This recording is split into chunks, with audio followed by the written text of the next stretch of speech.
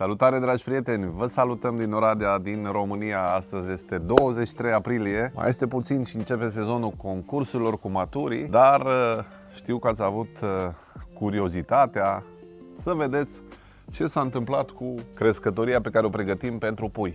Inițial am început construcția ei la sediul firmei noastre, dar a intervenit o schimbare de plan și am mutat-o acasă. Am avut o discuție cu Edi și, ținând cont de schimbările care au intervenit, am reconstruit-o acasă și acesta este stadiul de azi. Edi, cum ți se pare cușca asta? Cum ți pare că arată? Mișto. Mișto, da? Dacă mai pui aici o ușă glisantă, Da. e perfect. E perfect. Deci, suntem la filmul numărul 3, dacă nu mă înșel, Cristi, da? Despre crescătorie. Am avansat cu construcția. Nu avansăm într-un ritm atât de accelerat, pentru că și Flavius, cel care ne ajută și o construiește, are serviciu și mai are program. Dar vă prezint ce am făcut până în acest moment. Avem ușa gata, deși încă nu s-a pus plasă pe ea. Partea de volieră din față, și aici avem un policarbonat ca și acoperiș. Și foarte interesant, partea de interior, la care am făcut o mică improvizație. Deci, în primul rând, și partea de interior are un policarbonat ca să ofere lumină. În același timp, aici vor veni două uși glisante, alte două uși glisante pe mijloc.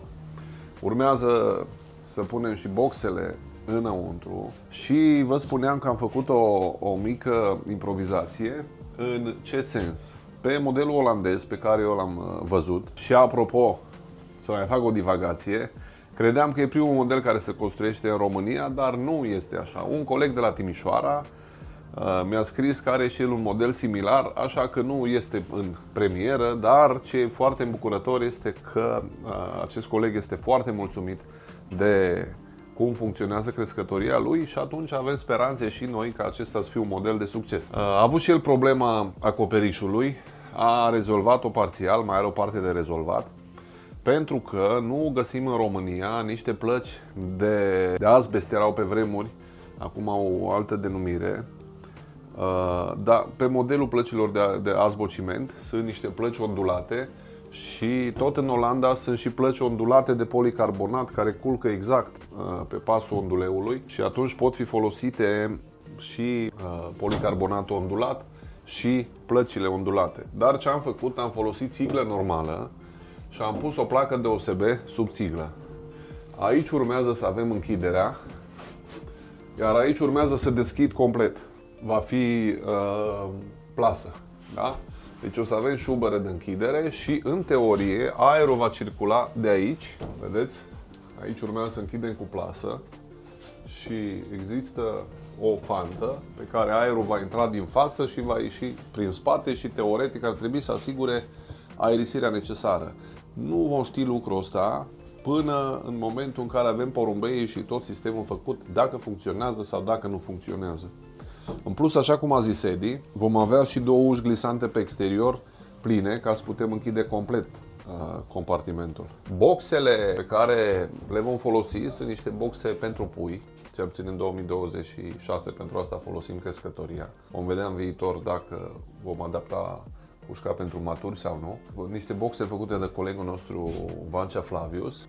Urmează să vină să fie montate. Le veți vedea în filmele 4 sau poate în filmul 5. Iar aici pe exterior vom pune niște odihnitori sau tot așa un sistem de fagure ca porumbeii să poată să stea liber la aer și la oxigen, ceea ce e foarte important pentru ei. Tot aici vedeți că am făcut un pod din grătare metalice, tocmai pentru a fi mai rezistente, iar înăuntru nu vom avea niciun fel de grătar, va trebui să facem curat puțin mai des sau, dacă cușca va funcționa extraordinar de bine, s-ar putea să nu fie nevoie nici data curățenie. Toate astea le vom vedea pe parcurs. Am bucuria ca de câteva luni Edi să prindă drag din nou de porumbei și să fie foarte implicat în povestea asta și atunci ne va fi și mai ușor, pentru că el este un ajutor ideal și priceput la treaba asta. Cred că abia așteaptă, nu Edi, să vedem pui aici, să-i lăsăm afară și să vedem cum funcționează crescătoria.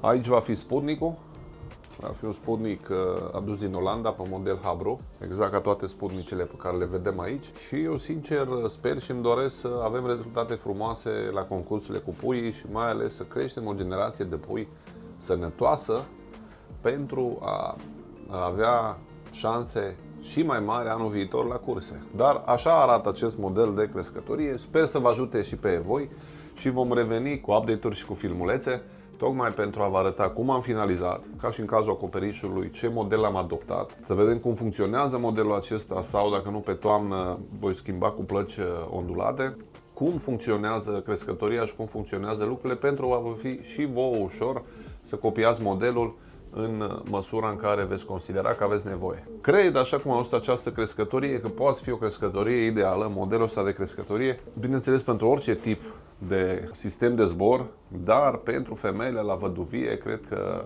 ar putea fi un sistem foarte, foarte bun. Da, despre asta s-ar putea să discutăm doar anul viitor, când mă gândesc la modul serios să avem o echipă doar de femele, ca să revenim la specialitatea casei și să jucăm cel puțin o echipă doar femele. Acum jucăm și femele și masculi, dar despre asta într-un alt film. Aștept opiniile voastre despre ce am făcut aici, despre ce am putea îmbunătăți și, bineînțeles, orice feedback este binevenit. În același timp, vreau să vă spun că o mare parte din cei care vă uitați la filmulețe încă nu v-ați abonat. Vă invit cu drag să o faceți, pentru că ținta noastră, a mea și a echipei noastre, este să formăm cea mai frumoasă comunitate mondială a iubitorilor de porumbei de curse. Până la următorul film, vă salut cu drag de la Oradea. Mult succes!